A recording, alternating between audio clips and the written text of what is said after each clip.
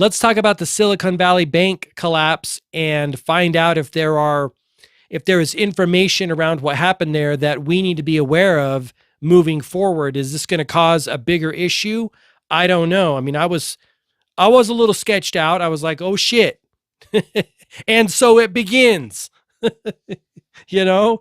Um Silicon Valley Bank, why did it collapse, and is this the start of a banking crisis? This is an article in The Guardian, and I will put it in the description down below. Until last Friday, Silicon Valley Bank was the 16th largest bank in the US, worth more than 200 billion. I didn't know that. 16th. That's pretty big street cred. 4 decades ago, Silicon Valley Bank, SVB, was born in the heart of a region known for its technological prowess and savvy decision making. The California headquartered organization grew to become the 16th largest bank in the US. Obviously, down there in Silicon Valley, lots of tech, lots of startup, lots of technology companies. It makes sense how they could grow, catering to the financial needs of technology companies around the world, before a series of ill-fated investment decisions led to its collapse. What happened to SVB?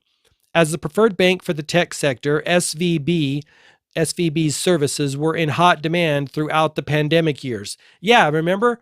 Tech sector went big time. Private small businesses, local small businesses, gone. Lots of them gone. And or changed hands in a way that the owners probably didn't want to do, right? But tech was just fine. I'll let you draw your own conclusions about why that was. The initial market shock of COVID-19 in early 2020 quickly gave way to a golden period for startups and established tech companies as consumers spent big on gadgets and tech services. Many tech companies used SVB to hold the cash they used for payroll and other business expenses, leading to an influx of deposits. The bank invested a large portion of deposits, as banks do, right? They don't hold on to all your money. This is what can happen if there's a bank run. Everyone goes to get the money. The bank's like, we only have a percentage, right? Most of it's just digital money. Most of it's thin air money, right? This is why I'm so critical of the Federal Reserve and like, hey, okay, you guys you have the ability to print money. That seems pretty sketch to me, right? But hey, what do I know? I'm a simple person. The seeds of its demise were sown when it invested heavily in long-dated U.S. government bonds, including those backed by mortgages. These were, for all intents and purposes, as safe as houses. But bonds have an inverse relationship with interest rates. When rates rise, bond prices fall. So when the Federal Reserve started to hike rates rapidly to combat inflation, which is freaking crazy. I mean, that's way above my pay grade, but anything they do is sketch to me. SVB's bond portfolio started to lose significant value.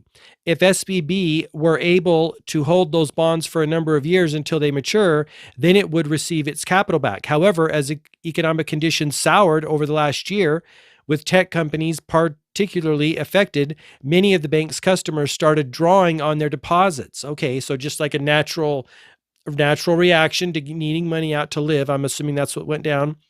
SVB didn't have enough cash on hand, and so it started selling some of its bonds at steep losses, spooking investors and customers. Yeah, that would be spooky.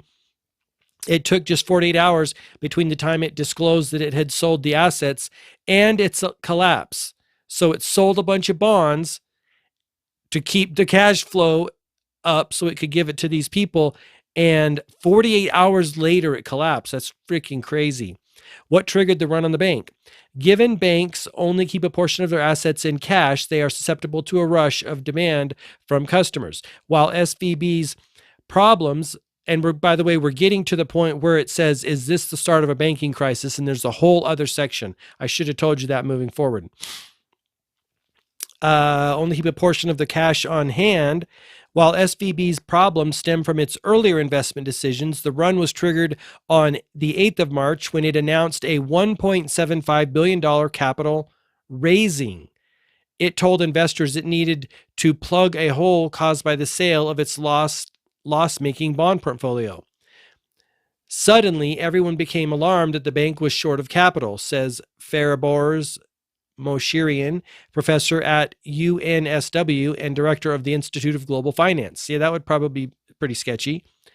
Customers were now aware of the deep financial problems at SVB and started withdrawing money en masse. Unlike a retail bank that caters for business and households, SVB's clients tended to have much larger accounts. This meant the bank run was swift. 2 days after it announced it would raise capital, the $200 billion company collapsed, making the largest bank failure in the U.S. since the global financial crisis. I'm assuming they're talking about 2008, which was a total shit show. Is this the start of a banking crisis? Now, here's, I think, what we all want to know. I want to know this. Immediate concerns of widespread contagion have been contained by the U.S. government's quick response in guaranteeing all deposits of the bank's customers. Financial futures, which allow investors to speculate on future price movements, rallied for the U.S. technology sector in response to the guarantees.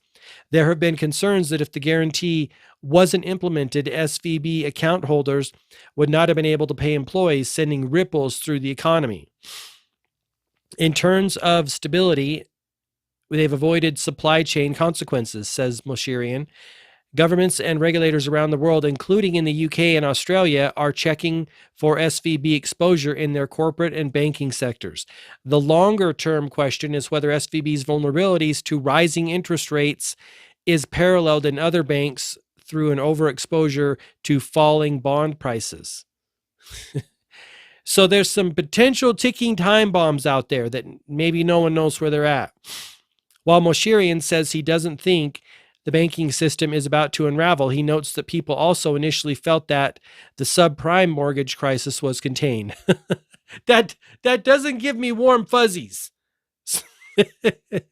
Oh, remember that last problem we had? No one saw that as a problem either.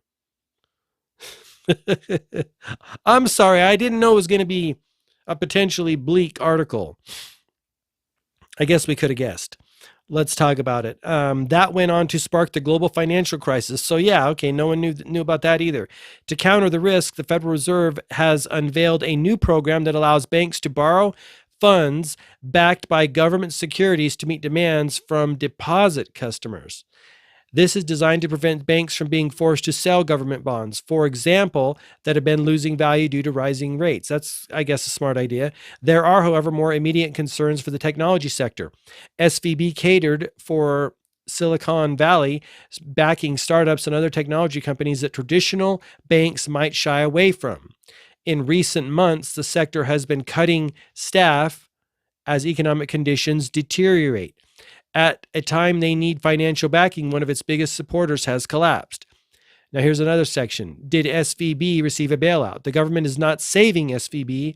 It will stay collapsed or wound up with remaining assets dispersed to creditors unless a buyer can bring it back to life. However, late on Sunday, U.S. agencies extended a guarantee to cover all deposits at the bank, as well as for customers at a second smaller institution, Signature Bank, that collapsed over the weekend.